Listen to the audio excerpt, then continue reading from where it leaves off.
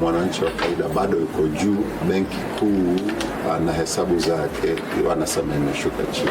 Pili, ukumbuke ya kwamba ushuru bado uko juu, na ushuru ukiwa juu inamaanisha kwamba mapato haipo.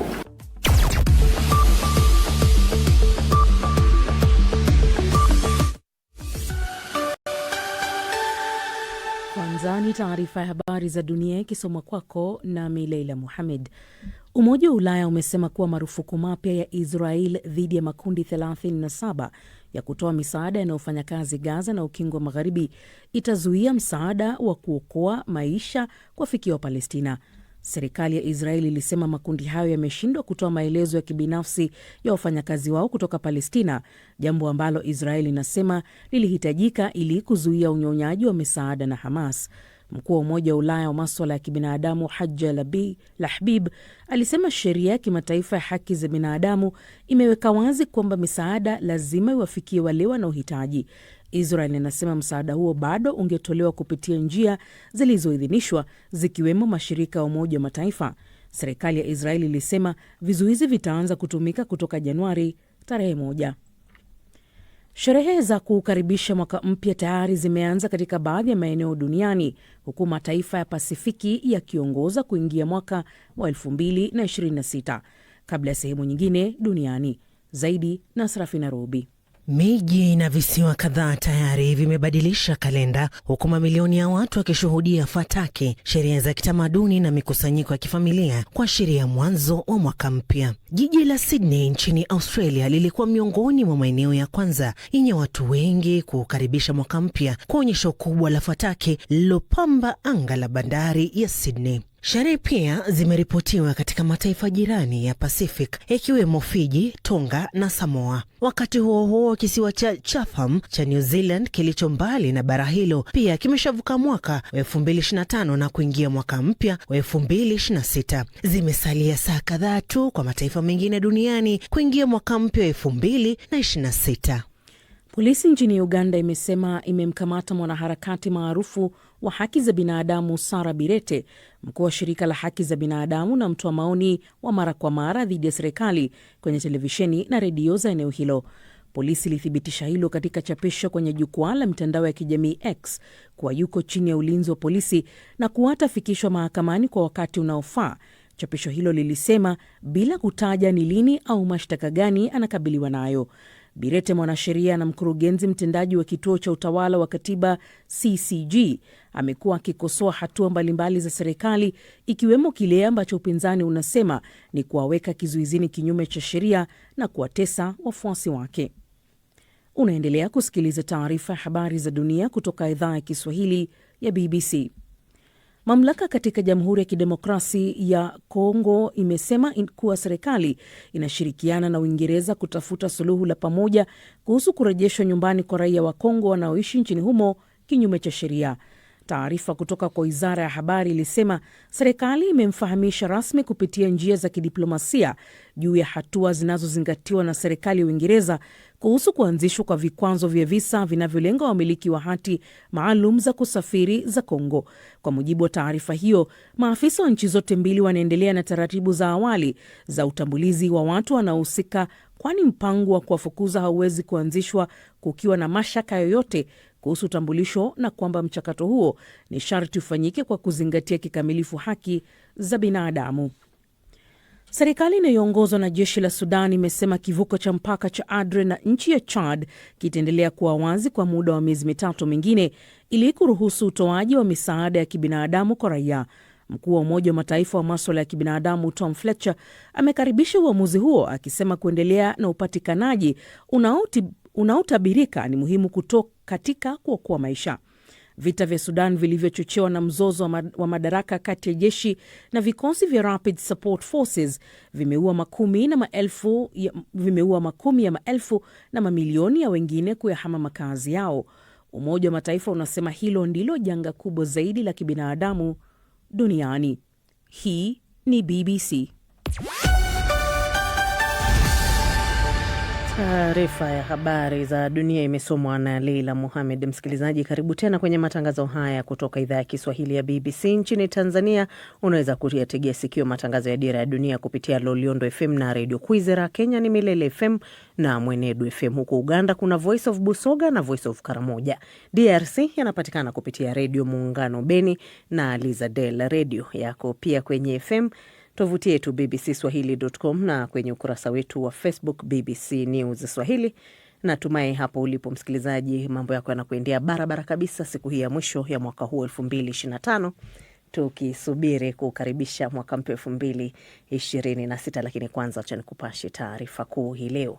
Wakati Uganda ikielekea kuandaa uchaguzi mkuu mwezi ujao wa Januari, vijana nchini humo wametoa wito kwa wanaowania nyadhifa mbalimbali kuhakikisha wanatimiza ahadi zao kwa vijana. Nchi hiyo ya Afrika Mashariki ni mojawapo ya mataifa yenye idadi kubwa zaidi ya vijana duniani. Ripoti kamili na mwandishi wetu Shuaib Ibrahim kutoka Kampala. Kulingana na takwimu za shirika la Umoja wa Mataifa duniani, Uganda ni nchi ya pili katika orodha ya mataifa yenye idadi kubwa zaidi ya vijana duniani. Na kwa mujibu wa sensa ya kitaifa iliyofanyika mwaka 2024, zaidi ya 70% ya idadi jumla ya watu nchini Uganda ni vijana wenye umri kati ya miaka 15 na 35. Kwa miaka kadhaa sasa, vijana nchini Uganda kwa kiasi kikubwa wameshiriki mchakato wa uchaguzi kama wapiga kura, lakini sasa taswira hiyo imeanza kuchukua mkondo mpya, wengi sasa wakijitosa katika ulingo wa kisiasa. Kulingana na wachambuzi wa masuala ya kisiasa, vijana wengi hawakujishughulisha na masuala ya upigaji kura wala kutaka kuwa na ufahamu wa ndani kuhusu siasa za uongozi hapa barani Afrika. Lakini kufuatia mwamko mpya wa vijana wa rika la Gen Z, wengi wanataka mabadiliko ndani ya nchi zao na kuwataka viongozi wao kuwajibikia majukumu yao kwa uadilifu, uwazi, kwa kupigana na madhila kama vile mapendeleo, ufisadi na ubadhirifu wa fedha za umma. Kama ilivyo kwengineko barani Afrika, vijana wa Uganda hawajaachwa mbali. Gloria Nawanyaga ni mmoja ya wabunge 11 wanaowania kiti cha ubunge katika mji wa Kampala. If young people are economically developed in this country, iwapo vijana nchini Uganda wanastawi kiuchumi, Uganda itakuwa nchi yenye uchumi wa kipato cha kati au hata moja ya mataifa yaliyobobea zaidi kiuchumi duniani, kwa sababu vijana ndio wengi zaidi nchini. Because we are the majority. Kuanzia mikutano ya kampeni kuhamasisha wapiga kura na hata kugombea, vijana wanaendelea kuwa kiungo muhimu katika kampeni na shughuli zote za uchaguzi nchini Uganda. Shuaib Ibrahim, Dira ya Dunia, BBC, Kampala. Na heka michuano ya kombe la mataifa ya Afrika AFCON inaendelea tena leo kwa michezo minne ya mwisho ya hatua ya makundi kuchezwa, huku ukanda wa Afrika Mashariki ukisalia na timu mbili, Tanzania na DR Congo, ambazo zimetinga hatua ya 16 bora. Na kutoka Rabat, Morocco, Omar Mkambara ametuandalia taarifa hii. Hakuna matata,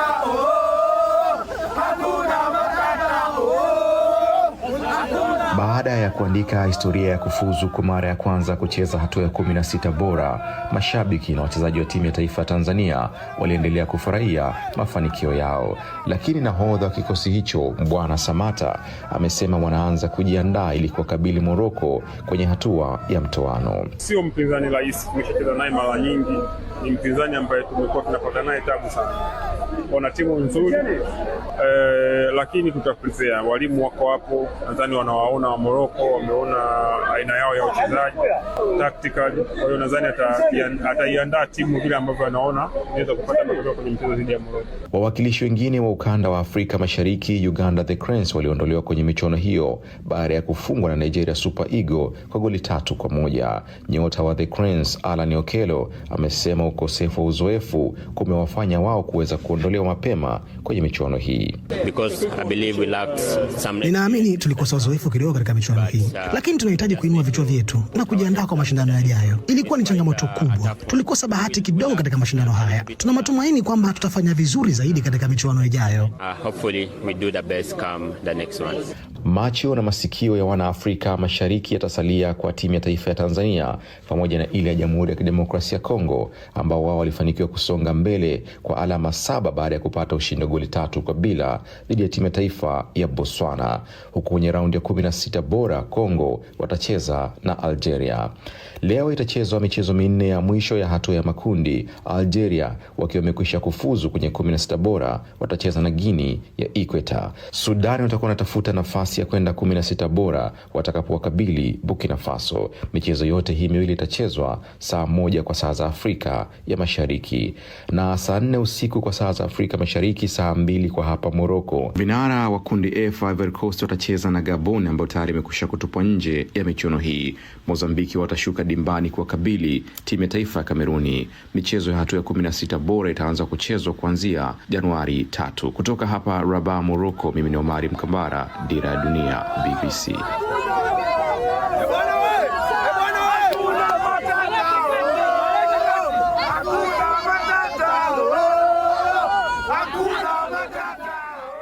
Kweli Afrika Mashariki huwa mna matata, yaanzie ipi na nafasi gani hiyo. Lakini hapa napata fursa ya kuangalia ujumbe wako msikilizaji Ahmad Suvi ukiwa kule Ukonga Mazizini, Dar es Salaam.